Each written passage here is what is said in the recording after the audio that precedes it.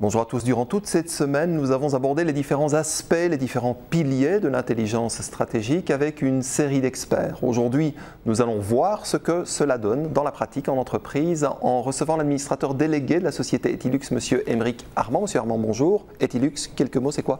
Bonjour, Etilux, c'est 4 pôles d'activité principaux. Le premier qui est la traçabilité, le marquage et l'identification. Étiquette, quoi. Étiquette, oui. Et tout ce qui va autour. Oui. Le deuxième, c'est autour des adhésifs industriels. Oui. Le troisième, c'est une partie consommable de bureau. Et le quatrième pôle, c'est l'audiovisuel avec de l'installation de salles de réunion. Alors, qu'est-ce qui vous a fait prendre conscience qu'il était nécessaire de mettre de l'intelligence stratégique dans votre moteur, si j'ose dire ?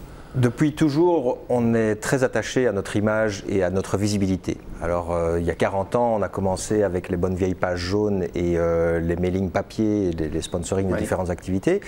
Très très tôt, dès 97, on a cru en Internet et à la visibilité que ça pouvait nous donner. Donc on a géré de façon très active notre site web, notamment avec le référencement, qu'il soit payant ou naturel. Et puis plus récemment, on a investi dans les médias sociaux, car nous pensons que l'e-réputation est aussi quelque chose qu'il faut gérer de façon proactive plutôt que de la subir. D'accord, donc vous clairement, dans l'intelligence stratégique, c'est plutôt réseaux sociaux, stratégie d'influence, c'est ça? Absolument, donc nous avons plusieurs objectifs. D'une part, c'est de mieux faire connaître notre gamme de produits et de services que nous offrons. Oui. Ensuite, nous essayons de suivre l'évolution de nos clients qui de plus en plus comparent les prix sur Internet et puis vont chercher des témoignages ou des référencements sur les réseaux sociaux. Et enfin, nous voulons participer également à l'évolution technologique et à informer nos clients sur les dernières évolutions et sur tout ce qui peut venir de la veille technologique.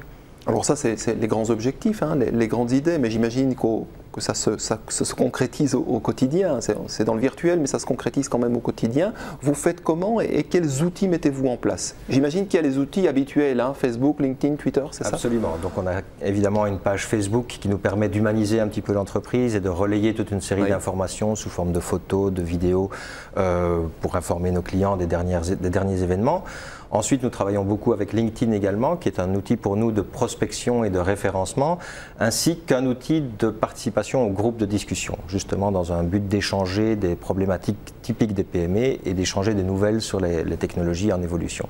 Alors ce sont trois outils un peu banals, si j'ose dire, hein. Tout le monde connaît ça, mais chez vous, c'est vraiment un élément de la stratégie, il y a une réflexion importante derrière tout ça.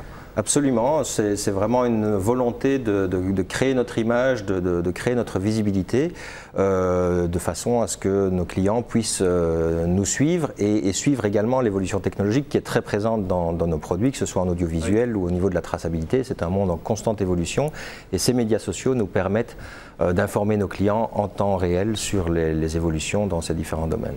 Qui gère ça? Tout le monde un petit peu? Vous avez désigné quelqu'un? Non, je pense que c'est très important d'avoir un community manager qui tient la stratégie de communication et surtout la ligne éditoriale. Alors forcément, les contenus et le ton va varier d'un média à l'autre. Ce sera plus informel sur Facebook et peut-être plus professionnel sur LinkedIn. Mais avoir la même personne qui gère le contenu et la ligne éditoriale me paraît capital.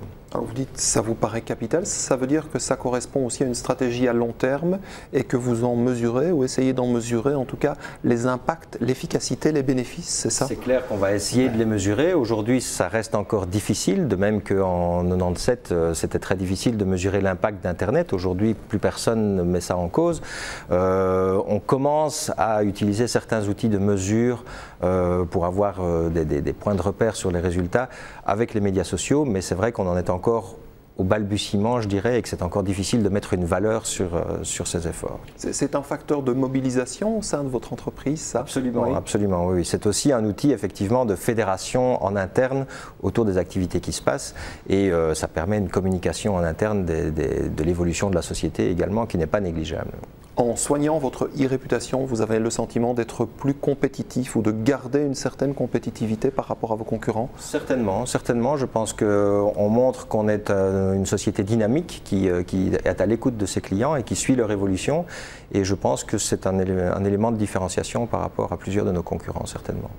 Voilà, à suivre hein, sur Internet, Facebook, donc Twitter, LinkedIn, absolument. Etilux. Merci Monsieur Armand de nous avoir rejoints, merci à vous de nous avoir suivis. Je vous retrouve lundi pour une nouvelle émission consacrée à l'intelligence stratégique.